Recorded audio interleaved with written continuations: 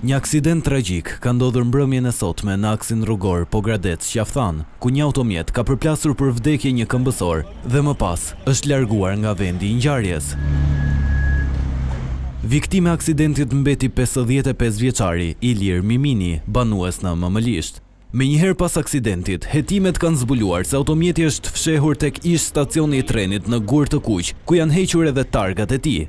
Drejtuesi i mjetit është identifikuar dhe po punohet për kapjen e tij.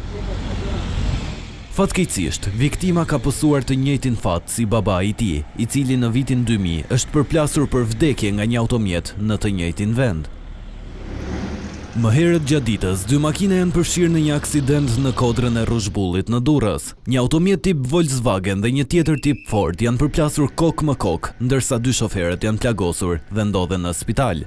Ndërkohë, një tjetër aksident ndodhi në Xhafzotaj në aksin Durrës-Shiak. Një 55 vjeçar teksa udhëtonte me biçiklet u përplas nga një furgon i linjës së Gjirokastrës.